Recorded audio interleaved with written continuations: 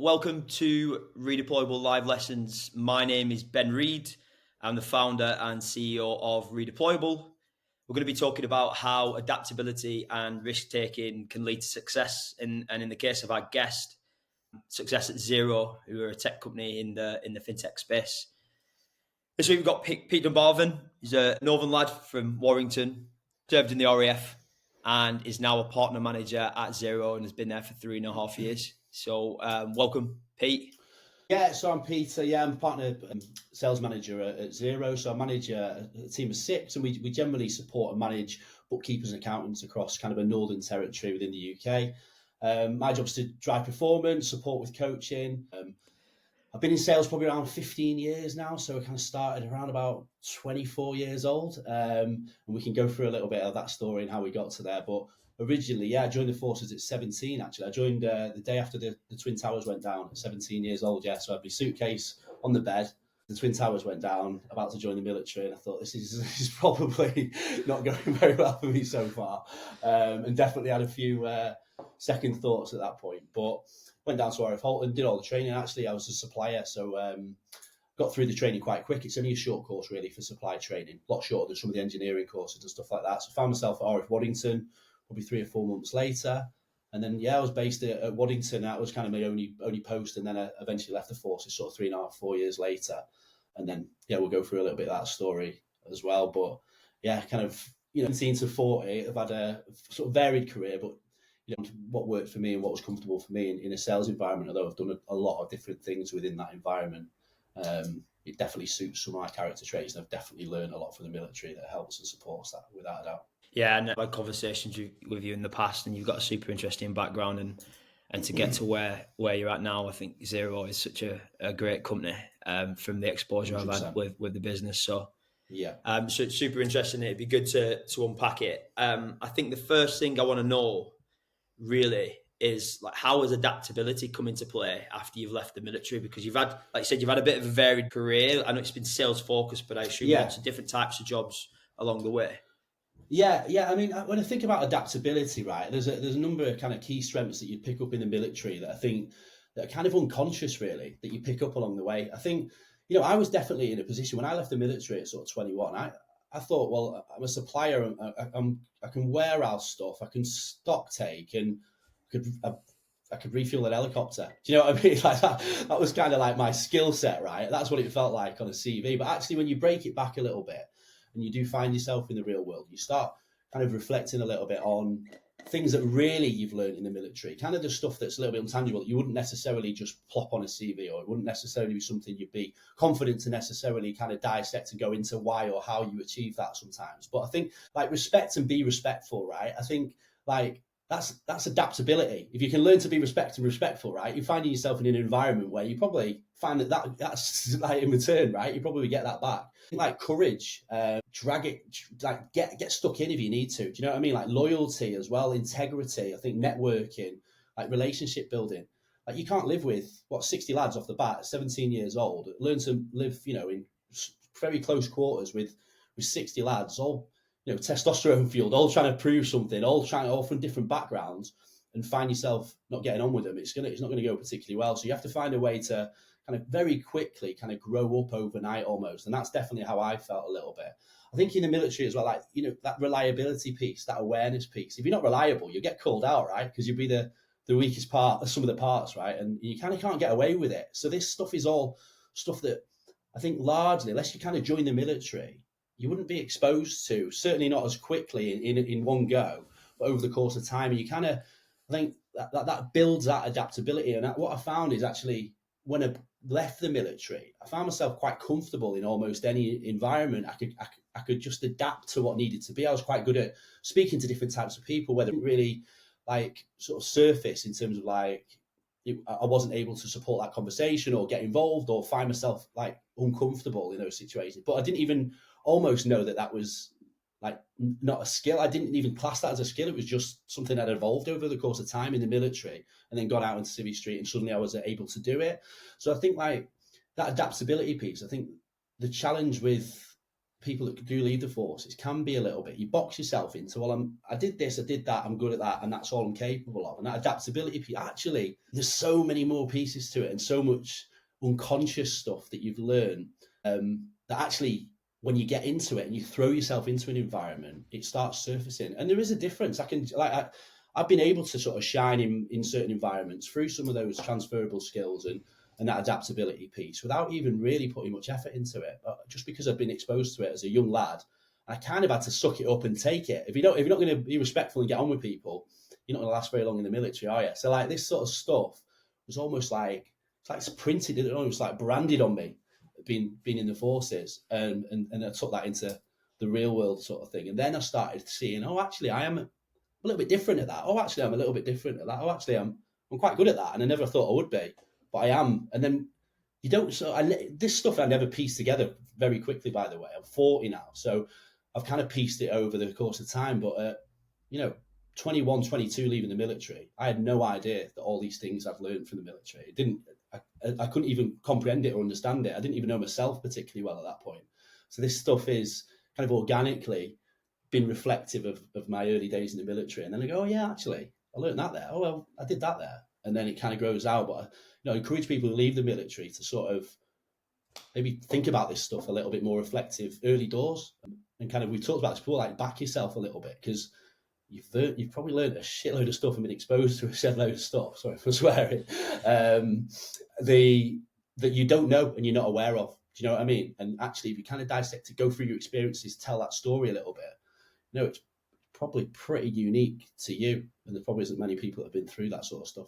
You don't, you just take it for granted, don't you? Really, when you're a young person, like going through that experience, you just think it's just normal because you get so used to the environment. It is what it is, and other people are going through that. But like people at university they're not going through the same kind of. They've got a different experience, but it's not the same environment. So then when you do get out, you just expect that the things that you see as normal are just standard.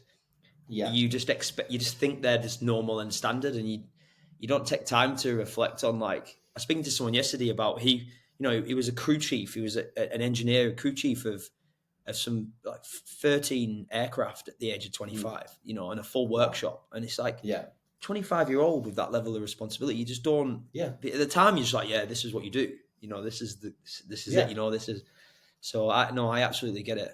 I get it. But what do you think then? So you adapt. You've had to adapt over your career, and you've got a ton of skills, from the military, and then you'll have developed a lot of skills as you've gone out into Civvy Street, job to job. What are the biggest risks you've taken? Yeah, I think to break down a risk is really difficult. I think there's multiple risks. There's like throughout sort of leave. It's a risk leaving the military first and foremost, right? This comfortable life, getting fed, watered, and a bed to sleep in, right? I had a gym next door to me. I had my mates a stone throw away, a support system a stone throw away. My job was about 300 meters walk from me. Whatever you call it. It's not a flat. The block. We block, that's it. It wasn't. It's been a while. We definitely didn't get a flat. Flat. That was right, yeah. We block with a TV license that got checked every month. It was a big sacrifice for me. It was a big risk then to go and do something. But I always felt, once I joined the military, a little bit kind of blindsided, really. I was always someone who kind of had I wouldn't say broke a relationship with my parent, but I was a bit of a wild kid and kind of did things myself. I was always very self-sufficient and kind of, I prefer to learn from my mistakes rather than someone direct me and tell me and instruct me a little bit. So when I joined the military at kind of 60, when I applied for the military at 16, I didn't even tell my parents. I kind of just went off and did it, applied. And then when I eventually got accepted at 16, I told them, and I was off in 2 weeks, right? So I kind of always lived a little bit like that. So I always, from a young age, would be very willing to take risks. But I think, like, for me, it's like if I break it down, like stuff that I've consciously done as a risk, as a career move. Obviously, big ones, leaving the military in the first place. No money, I had no real money or savings behind me. I had a car, maybe a little bit of money behind me, but I was backing myself to go and find something and fit in and do something that kind of triggered me a little bit more. Although I was super appreciative of the experiences in the military, I always felt a little bit like I'll never be an officer. I'll never get to that level. And I always felt a little bit like I wanted to make decisions. I'm quite bossy by nature, and I'm quite like forward thinking and kind of like to take the front step on things. And I always felt a little bit restricted. And although I had a career path to corporal, sergeant, and all that kind of stuff, it always felt so long away. I always wanted it a little bit more quicker and be able to control it and manage that a little bit better for myself. So yeah, well, I joined uni as a mature student. That was a big risk. I backed myself to do a course that I didn't really want to do, but it gave me a foot in the door to work in my dad's business. And then I kind of completing that, I was doing all sorts of stuff. I worked on the roads. I was charity mugging at one point. You know those people that get you in the street and ask you for a direct debit? It's £2. Yeah, all that kind of stuff. I hated it. Sales, that's the hardest form of sales. Yeah. So like that stuff was well out of my comfort zone. And always a risk, right? I'm throwing myself into an environment I probably know I'm going to fail, but at least I learned something from it. Taking my first sales job was cold calling. We literally picked up a Yellow Pages. We had to do 120 dials a day. Crack on, speak to business owners and try and sell them Google advertising. Yeah, it was a really tough gig, but I kind of just threw myself into it, took a risk. And then within that environment, I kind of took another risk. I sort of said, well, listen, I think I'm good at this, but I also think I'm really good at this. So I had a chat with the boss. So, I mean, I used to network quite well. We'd go for drinks after work with a group and all that kind of stuff. I kind of warmed him up to this conversation at certain points. But I said to him, let me do some existing upselling within the existing base, do something different. That was a risk, right? Because he could have shot me down, knocked on my confidence. And I kind of, my career path slows down in that business, or maybe it doesn't send me in the direction I'm looking for. Took a risk. He gave me an opportunity and actually found like that suited me really well. All of a sudden I built a channel within an existing kind of account base that currently did zero revenue. We started driving up sales and started upselling the existing clients, right? And those types of conversations suited my personality a little bit more. I could build relationships. I could drive behaviors. I could be responsive and drive relationships. Whereas that front end sales piece was almost in, out, you'd never speak to that person ever again, right? So I started taking risks and putting myself out there a little bit. As part of that, I ended up moving to Malta. So I lived in a different country for 5 years with that business, grew it out. Again, we kind of sort of started again, re-recruited in Malta. A completely different culture, different language, different people, different everything, right? It completely just up sticks and went out there. That was a bit of risk. And at the time in Malta, I actually switched to a software business called Uniblue back in the day.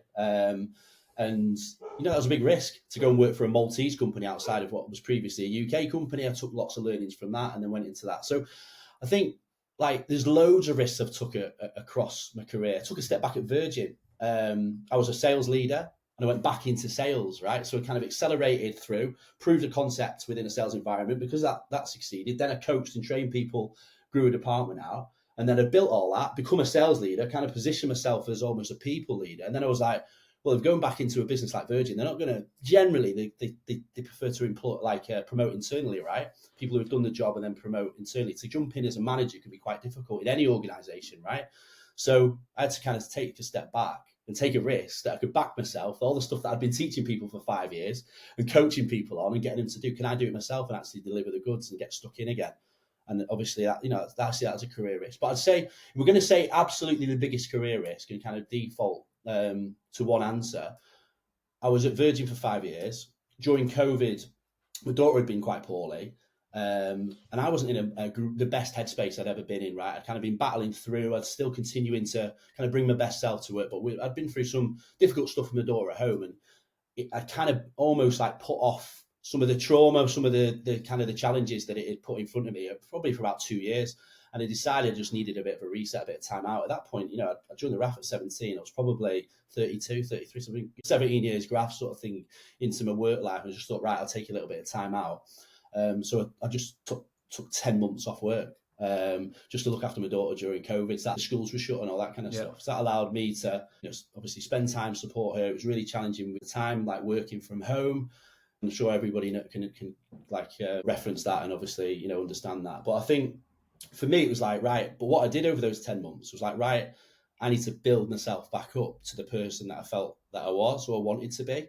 So it took a big risk. Again, it was kind of back myself. It was similar to leaving the military. It was like, no, I'm going to back myself to do it. Although it's a terrible, it feels like a terrible decision, probably from anybody outside of me, just to stop working for a period of time. But it was needed for me to kind of like recharge and get myself back into the kind of headspace part of like my mentality that needed to be in place, you know what I mean, for me to actually get to where I wanted to get to. And then in doing that, so what I did, I just dedicated my time to my daughter, went to the gym every single day, built back up my confidence, and then eventually an opportunity came to apply for Xero. And yeah, I mean, I actually got hired as a manager externally, which obviously, you know, that can be really difficult to do, but I found myself at the best version of me. So I was able to go through that interview process, prep, plan, really put 100% of me into that process. And, you know, I think that came across. And obviously I was given the opportunity to work at a fantastic business like Xero. And I feel very grateful every day for 3.5 years. And without a doubt, I absolutely love what I do. I feel very, very fortunate. But it's all based off associated risks, right? I think that, you know, there's growth is risk. The two things kind of intertwine, right? There's no growth without risk. So, and I'm always looking to find growth in something and level up and feel like I'm moving in the right direction. And if I'm not feeling that, then I can find myself in that place where I just feel a little bit lost. So I'm very conscious of that. So risk has never been something that I've been scared away from. Yeah, yeah, without a doubt. I need it. I think it's super. You know, there's no growth without risk. I think that's so important. You got to take you got to take chances, and there's always a little person in the back of your head saying, "No, don't do it, Pete. Don't do it. This is a terrible idea, Pete.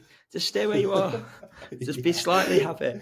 So it's I get it. So we covered adaptability, and I think it's important to look back at like what you've done in your military career to help you adapt to new environments, and then risk around taking opportunities when they come up, because they might not come up again. You know, a calculated risk.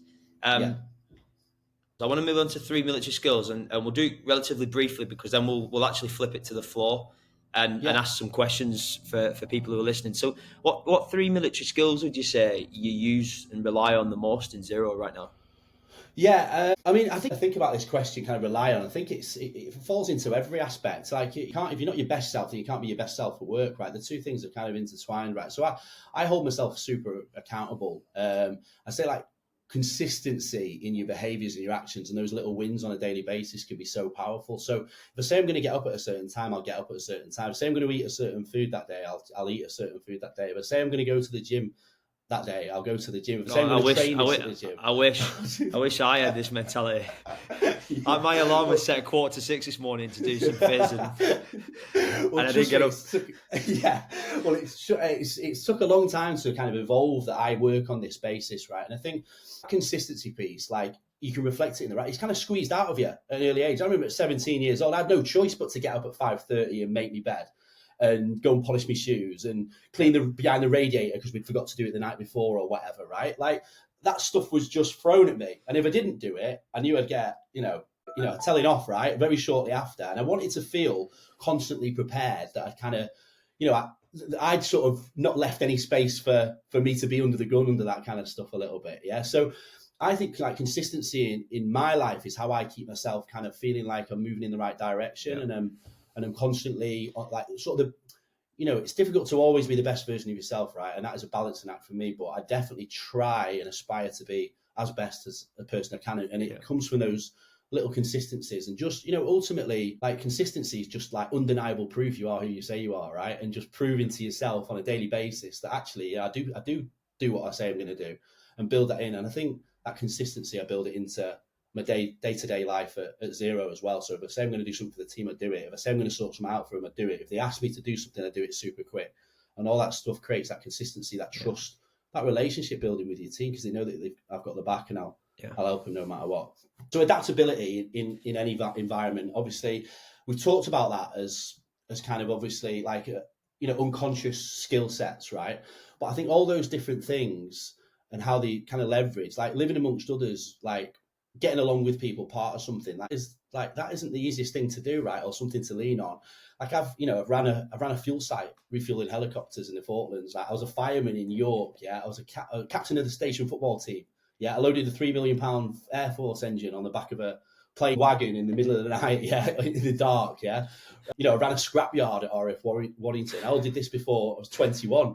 Yeah. So all this kind of, like, this is all stuff that you just wouldn't get the opportunity. Most 21-year-olds that I know get pissed drunk every weekend, and maybe do a little bit of studying, right? And that's not down to like them. That's kind of the environment that they've took in the course of action, like fair play, But I think with the military environment, you're forced into these scenarios, and you either suck it up, get on with it, or you wouldn't be fit for that environment anyway, and they tee you up for that. So I'd definitely say that is another one. And then the final one is probably again quite generic, but it depends how you look at it, right? It's obviously like discipline. I think through the RAF, it's like that routine and the standards and the accountability stuff that gets thrown onto you early doors at a young age. You've got no other, like, it's crash or burn. Like, it's get stuck in and learn that stuff and be disciplined yourself and own it. You're sort of forced to follow the line, and if you're not following it, then you kind of get pushed out of line, sort of thing. So I think for me, it's just those sort of traits and those skills from the military. It's the basics, isn't it? It's the basics that build out everything else. Everything else, all the success that you can build out from them are based on, if you're consistent, you're disciplined, right, and you're adaptable. There's not much you probably can't achieve if you really hold yourself accountable for those three behaviours. Yeah, awesome. So we'll just do some short and sharp answers to these, Pete. I'm just considering time. We've got probably another 6 minutes left. Let's get some questions up. They should pop up on the screen in a second.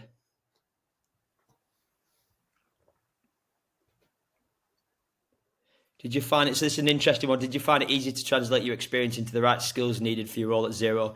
Well, I'd consider then, it's an interesting question for you, isn't it? Because you came from a sales environment into a sales environment, right? But you had that 10-month break, so... It's a tricky one, right? There's aspects of it, yes. Other parts, no. I think, like, ultimately, your skill sets within a sales environment, my job as a sales leader is to get people engaged and kind of align with the mission of Xero and bought in. And feel supported in that process. I think, like, my job is to facilitate an environment that my guys can thrive and feel confident and bring the best work to it. So I've always been quite feel like sort of emotionally intelligent and like environmentally intelligent on the basis that, like, I can understand what a certain individual needs and how best to support them, and I adapt that across the environment. So I think, like, yes. From the military, those skills are obviously play part of it, but adapting those to a leadership ability and taking a little bit more ownership, it's like a bit of a growth cycle. So you go through that, you watch other people do it, you learn from it, you take what you like from certain leaders and certain skill sets that you see, and then adapt that into a sales environment. So, and own that stuff. So yeah, it's translate your experience. It's translatable, but it was always different. I was never a leader in the RAF, but I'd certainly took strengths from leaders in and around me and those decisions that I had to make on a daily basis to kind of bring it into a leadership role. So yeah, they all played a part, without a doubt. Great. Got another one. How can I overcome the perception that veterans are only suited for certain types of jobs depending on their military experience? It's a good question. Yeah, it's a good question. I think you can overcome this in an interview environment, right? I think, like, ultimately, and there's positive preconceptions out there as well, right? I bump into people all the time that have a preconception of me because I'm ex-military, and it's normally super positive, that they think I'm this and that. A lot of the stuff we talked about today, which actually is true, right? So there's lots of positive preconceptions, and I think within the civvy world, you should lean into those. And see them as strengths, some of the experiences. So I talk about, like, the 3 Ps, right? And it's preparation, passion, and personality. Yeah. So in an interview environment, it's around, like, storytelling, but do it with passion, with personality, and be prepared within an interview. Yeah. And if you do all those 3 things, I guarantee if you're ex-military, you've probably got way better stories to tell than someone who isn't, right? So bring that to the table. And that can alleviate all the thoughts. And actually, you start bringing some of this storytelling into these interview environments, you can blow them away, because actually they're thinking, flipping it, I need you to hold yourself to a sales target. And you're talking about refueling helicopters on the front line in the Falklands. Like, I'm pretty sure you can hold you being accountable for a sales number if you've taken on that responsibility, right? And those skills and how you bring them to life can be overcome. And I think people overthink it. People think, well, I've got to, I'm applying for this job and I need to know this, I need to know that. But if you're prepped, you're passionate about it, and you bring your personality, all of this stuff can become a superpower being in the military. You can bring it. I had a good story yesterday. We were doing a podcast with it was a wing commander. It was a fast jet pilot, and he was going into a sales role at Salesforce. It'll be on the podcast. A guy called Andy Wright. Yeah, great. And they asked him, "When have you ever sold?" And he told them the story of how he sold British air power to 4-star Iraqi generals in Baghdad. Like that was his story. I don't know, that's like the extreme. I've never done that. Yeah. So that's what he sold, you know. So it's just, I think, like looking at the situation, like the skills and the things that the employers are going to be wanting to look for, and trying to translate that experience into something that's relevant. Exactly. You got to unpack it, because, like you said, you don't realise this stuff. You just think it's normal. You're 17, you get thrown into it. You have to do this, X, Y, and Z. It's all crazy stuff, right? In real world, it's crazy, but you don't actually sometimes get it, and then you need to sometimes reflect a little bit and tell a story and how that evolves a little bit. Yeah. Right. Well, we'll answer. We're running out of time now, so we'll wrap it up there.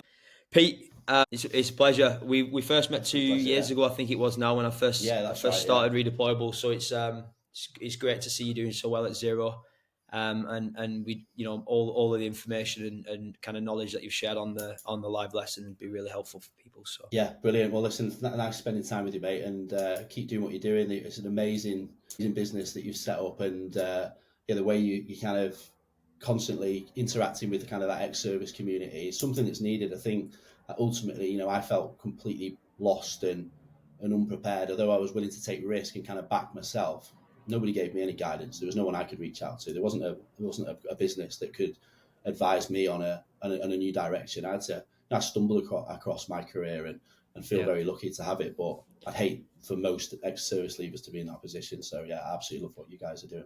Appreciate it, mate. There's so much talent coming out, and you know, they might not have education in the previously or whatever it is, but there's so much talent and skills. So yeah, massively appreciate it, and thanks so much for your time, Pete. My pleasure.